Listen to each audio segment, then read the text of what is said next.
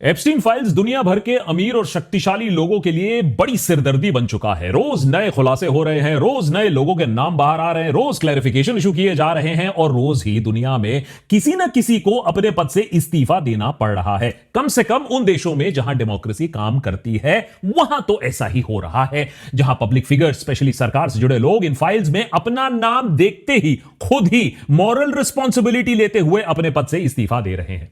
हमने आपको पिछले एपिसोड में दिखाया कैसे ऑस्ट्रेलिया, यूके, नॉर्वे, स्लोवाकिया जैसे देशों में इन फाइल्स की वजह से इस्तीफों का एक नया दौर शुरू हो चुका है। लेकिन कुछ ऐसे देश भी हैं जो अपने आप को डेमोक्रेसी कहलाती तो हैं, लेकिन बर्ताव राजा रजवाड़ों का, जहां बड़े बड़े नाम एप्स्टीन फाइल में शामिल होने के बाद भी रिजाइन करना तो छोड़ो, लोग रिस्पॉन्सिबिलिटी लेते हुए ठीक से क्लैरिफिकेशन इशू भी नहीं करने को तैयार है, जहां की सरकारें ऐसे लोगों को बचाती हुई भी दिख रही है। अफसोस इन दोनों देशों में सबसे पहले तो दुनिया का सबसे पुराना डेमोक्रेसी शामिल है, यूनाइटेड स्टेट्स ऑफ अमेरिका, और दूसरा है मदर ऑफ डेमोक्रेसी, भारत। बस इन्हीं दो देशों में जब एप्स्टीन फाइल से जुड़ा कोई सवाल पूछा जाता है तो नेतागण गुस्सा हो जाते हैं। वो इकोनॉमी, ग्रोथ, स्टॉक मार्केट के बारे में बयान देना शुरू कर देते हैं। माने गजब की फकीरी चल रही है। The Dow is over 50,000 and the NASDAQ smashing records. That's what we should be talking about. The whole world is praising the Prime Minister for his reforming India, for transforming it from a $2 trillion to a $4 trillion economy, for moving it from the 10th position to the 4th position and onward to the third position. अगर ये इतनी बड़ी त्रासदी ना होती तो बहुत बड़ी कॉमेडी जरूर होती। ये दिखाता है कि कैसे पकड़े जाने के बावजूद सवालों के घेरे से बचा जा सकता है, सवालों को घुमाया जा सकता है।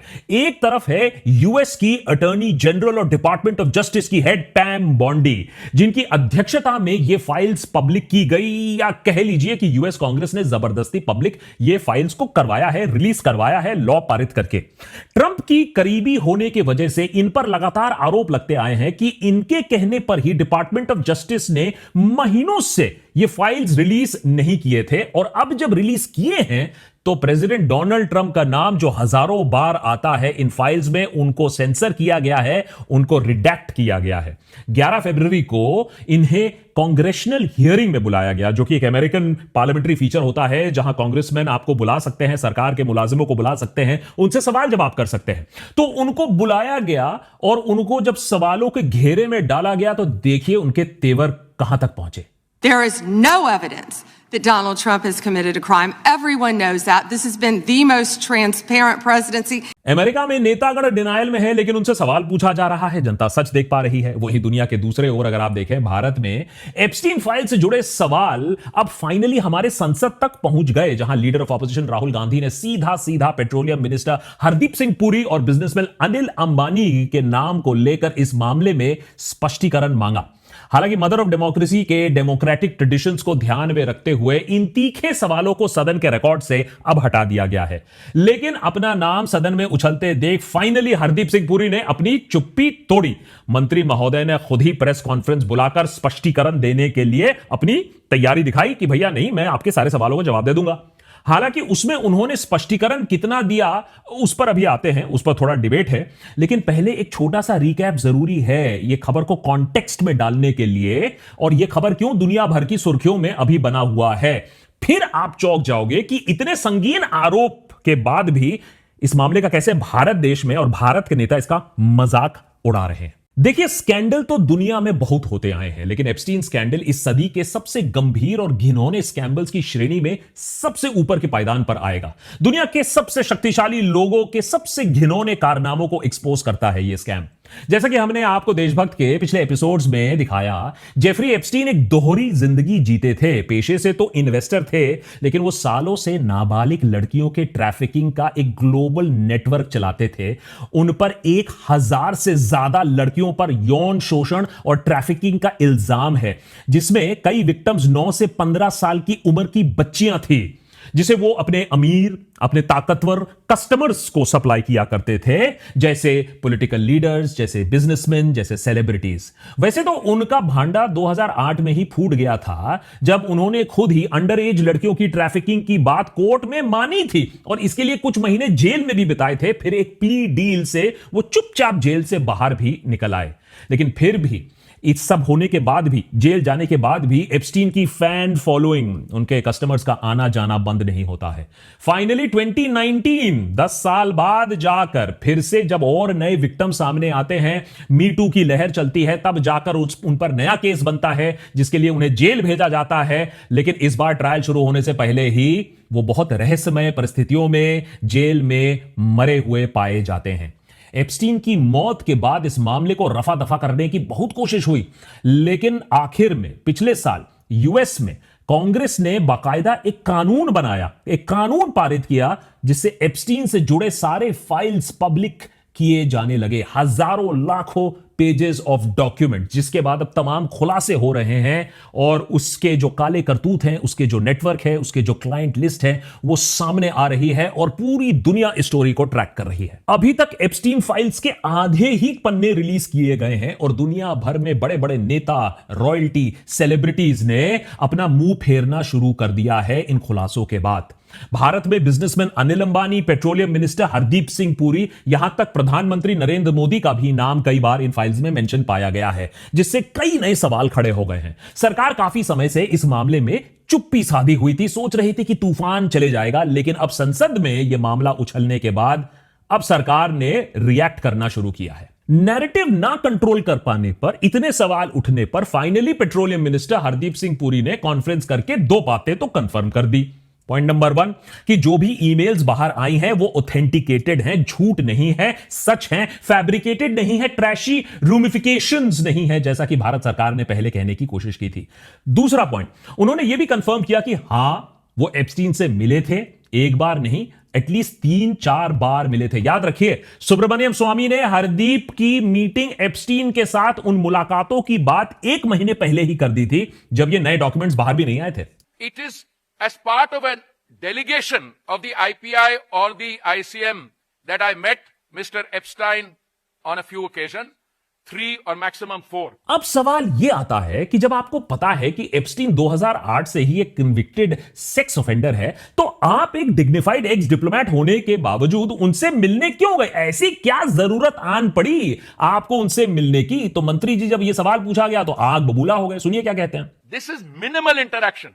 But if your answer is, in 2008 he was, in 2008 he pled guilty, yes, for a charge that he was soliciting the favors of a woman who was underage. That was it. That was it. मंत्री महोदय कह रहे हैं कि उस वक्त Epstein पर बस एक अंडर एज लड़की यानी एक छोटी बच्ची को प्रोस्टिट्यूशन के लिए मनाने की कोशिश ही तो कर रहे थे। That is it. Well, Indian politics में एक सिटिंग कैबिनेट मिनिस्टर का एक कन्विक्टेड सेक्स ऑफेंडर के साथ अपने मीटिंग को जस्टिफाई करना समझ में भी आता है, लेकिन खुद ही वो एक ऐसे पार्टी से आते हैं शायद जहां कई ऐसे नाम शामिल हैं जो ऐसे कुकर्म कर चुके हैं, लेकिन इसका मतलब यह नहीं है कि वो अंडर एज लड़कियों की प्रोस्टिट्यूशन को दैट इज इट कह दें। इसीलिए तृणमूल सांसद महुआ मोइत्रा का कहना है कि भले ही मंत्री जी और उनके दोस्तों को सोलिसिटिंग favours of under as women आम सी बात लगे, लेकिन भारत में एक पॉक्सो कानून है, यह एक क्रिमिनल अपराध है और वो भी गंभीर अपराध है। मजे की बात यह है कि एप्स्टीन से कोई भी संपर्क लोगों का करियर दुनिया भर में खत्म कर रहा है और यहां हरदीप सिंह पुरी को सेक्सुअल अब्यूज का मामला मजाक लग रहा है। वो भी प्रेस कॉन्फ्रेंस के सामने वो कह रहे हैं कि अरे लोग तो हमसे जेलस हैं, वो तो हमसे पूछ रहे थे। एक हमारी member of parliament, lady member, she took me aside, she said many of these people are very jealous. मैंने कहा यार कुछ हुआ होता तो मैं बात कराता ना। हरदीप जी बाकी सारी बातें साइड में रखते हैं, पहले आप ये बताइए ये कौन आपके नेता टाइप दोस्त हैं जो आपको साइड में ले जाकर एप्स्टीन के बारे में इस तरीके से पूछ रहे थे? हैं? अरे दरिंदे तो बहुत हैं पॉलिटिक्स में, राजनीति में, लेकिन ऐसे जो जानवर हैं जो अंडर एज लड़कियों की वजह से आपसे जेलस हैं, भैया आप बताइए, हमको भी बताइए ऐसे कौन लोग हैं जो हंसी मजाक में भी ऐसी बातें करते हैं आपके साथ? क्योंकि child sex abuse is not a joke Puri ji. और पुरी जी के एक्सप्लेनेशन सुनने से तो ऐसा ही लगता है मानो 4 दोस्त आपस में लॉकर रूम कॉन्वर्सेशन कर रहे हैं, एक दूसरे की खिंचाई कर रहे हैं कि थाईलैंड से अभी वापस आया है, कोई बिजनेस ट्रिप करके कोई मित्र वापस आया है और वो बेचारा कह रहा है कि यार ज्यादा कुछ कर नहीं पाया, काम में ही रह गया। ये स्तर है भारत की राजनीति का, ये घटियापन, ओछापन है, ये भक्षीपना। वेल टू बी फेयर, सिर्फ भारत देश ही नहीं, अमेरिकन डेमोक्रेसी का कुछ ऐसा ही हाल है। लेकिन वहां कम से कम सिस्टम सवाल तो पूछ रहा है, लोगों को कड़वा सच तो दिख रहा है टीवी पर। यहां के तरह तो नहीं कि एप्स्टीन सेक्स कांड की जगह आज तक जैसा सर्वश्रेष्ठ चैनल में अंजना ओम मोदी पूछ रही है कि बाबर की सेक्सुअलिटी क्या थी। बाबर ने अपनी आत्मकथा में लिखा है कि वो बाइसेक्सुअल था। बस एडिटर, एक सेकंड और नहीं चलाओगे तुम इनका कंटेंट। बाबर की सेक्सुअलिटी का तो मालूम नहीं, लेकिन आज के जो एंकर हैं वो हिस्ट्रोसेक्सुअल जरूर हैं। मैंने समझे एडिटर, मैंने वो हिस्ट्री में ही रहते हैं, वो बाबर पर शुरू होते हैं, नेहरू पर खत्म होते हैं। आज की बात आज तक नहीं करता है, वो कल की बात और परसों की बात ही करता है। वैसे हरदीप सिंह पुरी के प्रेस कॉन्फ्रेंस के कुछ ही घंटों के अंदर दुनिया के दूसरे एंड पर, दूसरे कोने में कांग्रेशनल हियरिंग शुरू होती है, जिसमें साफ हो जाता है कि एक साल बाद भी, पावर में रहने के बाद भी, यूएस अटॉर्नी जनरल पैम बॉन्डी ने एप्स्टीन केस की कोई छानबीन नहीं की है। बस इस केस से जुड़े विक्टिम्स की जो टेस्टिमोनियल्स हैं वो तक नहीं ली है, उनको बुलाया तक नहीं है, उनके साथ हमदर्दी दिखाना तो दूर की बात है, उनसे माफी तक नहीं मांगी है। उल्टा उन्हें ह्यूमिलिएट करने के लिए थिएट्रिक्स कहा गया है ये सब। Will you turn to the survivors? This is not about anybody that came before you. It is about you taking responsibility for your Department of Justice and the harm that it has done to the survivors who are standing right behind you and are waiting for you to turn to them and apologize for what your Department of Justice has done. I'm not going to get in the gutter for her theatrics. आपको याद दिला दूं कि ये America की department of justice की head हैं, जिनकी निगरानी में ये सारे फाइल्स रिलीज हुए हैं। इनकी जिम्मेदारी बनती है कि जो जो कुकर्म एप्स्टीन ने किए हैं, जो कांड किए हैं, जो विक्टिम्स हैं, उनको जस्टिस दिलाया जाए। लेकिन जस्टिस शायद इनको अभी उतना एजेंडा नहीं है, क्योंकि इनके जो बॉस हैं डोनाल्ड ट्रंप, इनका नाम 10 लाख से ज्यादा बार आ चुका है इन फाइल्स में, जिसमें कई इंस्टेंसेस को तो इन लोगों ने बहुत कन्वीनियंटली रिडैक्ट कर लिया है। वहीं इनके डिपार्टमेंट की नेग्लिजेंस की वजह से 30 से भी ज्यादा ऐसी मासूम विक्टिम्स हैं जिनका नाम पब्लिक डोमेन में रिलीज कर दिया, जिन्होंने अपनी पहचान अभी तक छुपा के रखी थी ट्रॉमा से बचने के लिए, जो नहीं चाहते थे कि उनका नाम इस तरीके से पब्लिक में उछाला जाए। उनका हक भी बनता था।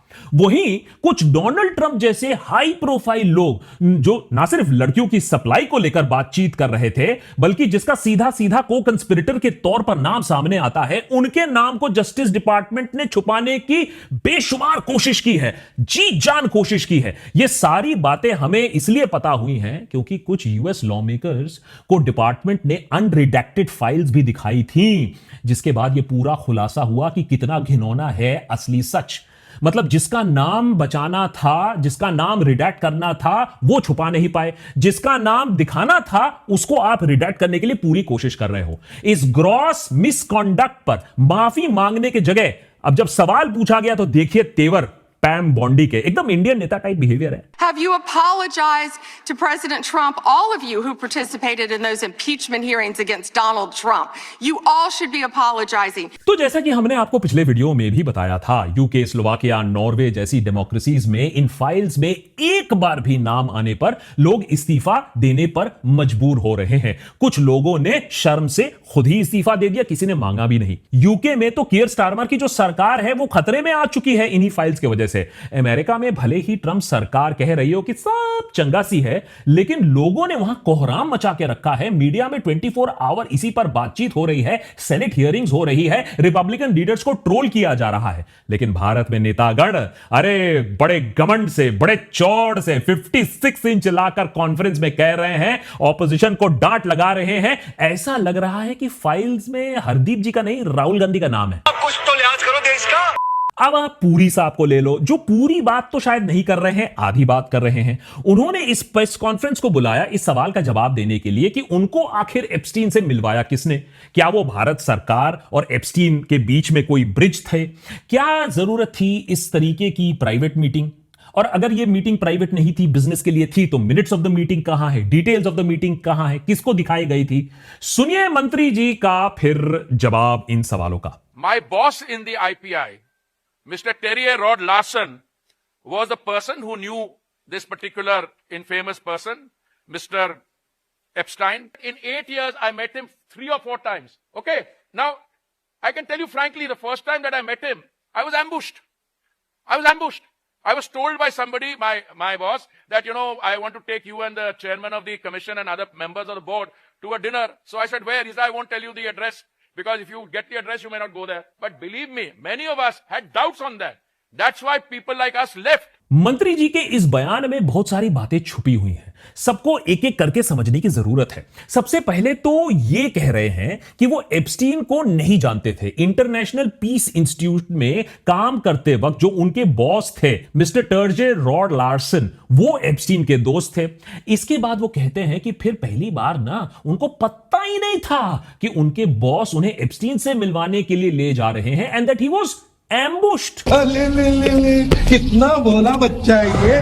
बताइए मंत्री जी, वाह मंत्री जी, क्या सीन चल रहा है। मतलब एक करियर डिप्लोमेट होने के बाद, इतने साल यूएन में काम करने के बाद, टॉप इंस्टीट्यूशन में सर्व करने के बाद, एक टॉप आईएफएस ऑफिसर के तौर पर पूरी जिंदगी सर्व करने के बाद, आप कह रहे हैं कि आपको बस आपका बॉस फुसलाकर एप्स्टीन से मिलवाने चला गया और आपको पता भी नहीं चला। ओहो हो, झूठ बोलो, बार बार झूठ बोलो।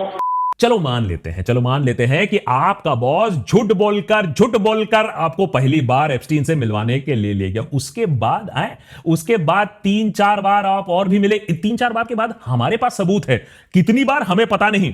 उसके प्राइवेट रेजिडेंस पर क्यों आपको मिलना पड़ा, उसके बाद कौन लेकर जाता था आपको, कौन जोर जबरदस्ती से आपको एप्स्टीन के पास ले जाता था। दोनों कांग्रेस और तृणमूल कांग्रेस के लीडर सोशल मीडिया पर मंत्री जी के कई ईमेल्स को उजागर अब कर चुके हैं, जिसमें यह बात साफ हो चुकी है कि हरदीप सिंह पुरी और जेफरी एप्स्टीन के बीच में बातचीत होती रहती थी। न सिर्फ हरदीप सिंह पुरी एप्स्टीन के एग्जॉटिक आइलैंड के बारे में अच्छे से जानते थे, बल्कि उनके वाइल्ड पार्टीज वाले लाइफस्टाइल से भी भली भांति वाकिफ थे।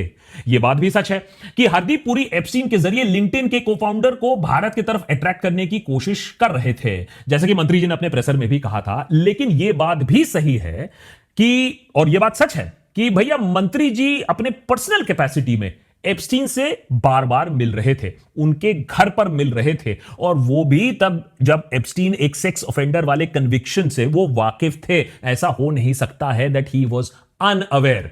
इस बात की रिस्पॉन्सिबिलिटी लेने की जब बात आई, जब कहा कि इसके लिए क्या मंत्री जी रिस्पॉन्सिबल हैं, तो मंत्री जी फिर से गुस्सा हो जाते हैं। देखिए क्या आर्गुमेंट देते हैं। We have to deal with people in our lifetimes. I was a young first secretary in Colombo, and I was sent to negotiate with a man called Velupillai Prabhakaran, who was the LTTE chief. Okay? Just because I was negotiating with Prabhakaran, who was the LTTE chief and who was later killed, or, was responsible for the death of assassination of our Prime Minister. Does that make me, because I'm talking to a terrorist, does that make me share the terrorist values? Well, मंत्री जी की बात यहां सही है। Professional capacity में तो लोग आज भारत सरकार के जो लोग हैं, मुलाजिम हैं, वो तालिबान के साथ भी डील करते हैं, तालिबान के साथ भी हाथ मिलाते हैं, डिनर खाते हैं। इसका मतलब वो थोड़ा ही नहीं कि सरकार के ऑफिसर्स तालिबानी सोच रखते हैं। अब वो दूसरी बात है कि आजकल तो हम तालिबान को ही कंपटीशन देने लगे हैं, अगर आप कोट द्वार में देखें तो। लेकिन coming back to the point, मंत्री जी के आर्गुमेंट में एक छोटा सा गैप जरूर है, और वो ये है कि आज के डेट में अगर कोई तालिबान से हाथ मिला रहा हो, या जब उन्होंने प्रभाकरन के साथ हाथ मिलाया था तो वो भारत सरकार के सेक्रेटरी थे। लेकिन जब वो एप्स्टीन से मिल रहे थे, वो भारत सरकार के लिए काम नहीं कर रहे थे, सरकारी पद से रिटायर हो चुके थे, बीजेपी ज्वाइन कर चुके थे, और अपनी प्रोफेशनल कैपेसिटी में इंटरनेशनल पीस इंस्टीट्यूट में काम करते थे। और उनका एप्स्टीन से मिलना भारत सरकार के कामकाज के लिए बिल्कुल जरूरी नहीं था। और अगर सवाल यहां यह भी आता है कि अगर एप्स्टीन से मिलना इतना जरूरी था, अगर नेटवर्किंग करना इतना जरूरी था, अगर इन्वेस्टमेंट अट्रैक्ट करना इतना जरूरी था, तो हमारी बड़ी सी न्यूयॉर्क स्थित एम्बेसी क्या कर रही थी? इंडियन एम्बेसी क्या वहां घुइयां छेलने के लिए अमेरिका में बनाई गई है? इतना टैक्स पेयर का पैसा लगता है। एम्बेसी का रोल कहां था? अगर ऑफिशियल ड्यूटीज थी, ऑफिशियल मीटिंग थी, तो एम्बेसी के रिकॉर्ड्स कहां हैं? क्या उसको भारत के लिए पुश करना इतना जरूरी था? पूरी का लॉजिक यहां थोड़ा फ्लैट फेल कर जाता है कि ये बिजनेस डीलिंग था। It was all official, nothing personal about it. तो अपने मॉरल्स को ऊपर रखकर एक शेडी पर्सनैलिटी, जिन पर आज वो कहते हैं उनको पहले से ही शक हो गया था, वो उनसे मिलने से मना कर सकते थे, लेकिन मना नहीं किया। अपने एसोसिएशन के बारे में पहले ही बता सकते थे। यह खुलासा होने से पहले, नाम छीछा लेदर होने से पहले, पार्लियामेंट में उपद्रव होने से पहले उन्होंने किया? नहीं किया। और किसके बिहाफ पर यह सारी मीटिंग्स हो रही थी, इसका खुलासा कर सकते थे, आज भी नहीं किया। खैर, बात यहां भी सही है कि जेफरी एप्स्टीन से मिलना किसी को सेक्स ऑफेंडर तो बना नहीं देता है। ऐसा नहीं है कि किसी ने उससे मिला है तो सारे कुकर्म किए हैं। यह बात बिल्कुल सच है, मैं यह बात मानता हूं। लेकिन मॉरल रिस्पॉन्सिबिलिटी नाम की कोई चीज होती है। पूरी अपने जिस बॉस के बारे में बात कर रहे हैं, जो उन्हें घसीट कर ले गए थे, एम्बुश करके ले गए थे, कम से कम उनसे ही कुछ सीख ले लेते। नॉर्वे के टर्जे रॉड लार्सन का भी नाम अभी ऐसे फाइल में इस तरीके से नहीं आया है जिससे यह साबित हो जाए कि उन्होंने कोई क्राइम किया है और he was part of some crime. उनकी पत्नी का जुर्म अभी तक साबित नहीं हुआ है, लेकिन फिर भी उन्होंने अपने पद से इस्तीफा दे दिया है जब तक जांच पूरी ना होती हो। और अगर आपको इंस्पिरेशन लेने के लिए नॉर्वे नहीं जाना है तो कोई जरूरत नहीं, आप कम से कम अपने पूर्व मंत्री से ही कुछ सीख लीजिए। एमजे अकबर, उन पर लगे मी टू एलिगेशंस अभी तक कोर्ट में साबित नहीं हुए हैं, फिर भी उनको अपनी मंत्री पद से इस्तीफा देना पड़ा क्योंकि जो आरोप उन पर लगे थे वो काफी घिनौने और संगीन थे। उसी तरह आपने भले ही एप्स्टीन आइलैंड ना गए हो, एप्स्टीन के फ्लाइट में ना चढ़े हो, लेकिन फैक्ट तो यही है कि आप एक कुख्यात, ग्लोबली इनफेमस सेक्स ऑफेंडर के साथ क्लोज क्वार्टर्स में इंटरैक्ट कर रहे थे। क्यों कर रहे थे यह बात भी क्लियर नहीं है, किसके बिहाफ पर कर रहे थे यह बात भी क्लियर नहीं है। और आपका नाम ऐसे फाइल्स में करीबन 400 बार आया है। यह अपने आप में रीजन इनफ है कि भाई आप पब्लिक डोमेन से कुछ दिनों के लिए दूर हो जाएं जब तक इन्वेस्टिगेशन पूरी ना हो। क्योंकि अगर अभी भी आप पेट्रोलियम जैसा इंपॉर्टेंट मंत्रालय के ऊपर बैठे रहोगे तो ऑपोजिशन सवाल तो कल जरूर करेगा कि क्या आपको ब्लैकमेल किया है अमेरिका ने कि भैया रशिया से ऑयल खरीदना बंद करो नहीं तो हम कुछ कर देंगे। क्या अमेरिका की एजेंसीज आपका गला पकड़ के बैठी है कि बॉस तेल तो हमसे ही खरीदो वरना फलाना फलाना चीजें फोटो बाहर कर देंगे। आप किसी भी एंगल से इसको देखो, भारत का पेट्रोलियम मिनिस्टर आपको कॉम्प्रोमाइज पोजीशन पर अभी दिखाई देगा। और अगर नरेंद्र मोदी सच में एप्स्टीन फाइल्स के मामले में बिल्कुल इन्वॉल्व नहीं है, वो किसी तरीके से इस फाइल में किसी के कुछ जानते नहीं है या उनका कोई एप्स्टीन के साथ संपर्क नहीं है, तो वो कम से कम हरदीप पुरी के इस्तीफे की मांग करेंगे। और अभी तो लाखों डॉक्यूमेंट्स रिलीज होने बाकी हैं, पता नहीं कल और क्या खुलासे हो जाएं, उस पर हमारी नजर तो जरूर रहेगी। लेकिन आप कमेंट्स में लिखकर जरूर बताइएगा कि at least on moral grounds should Hardeep Puri resign.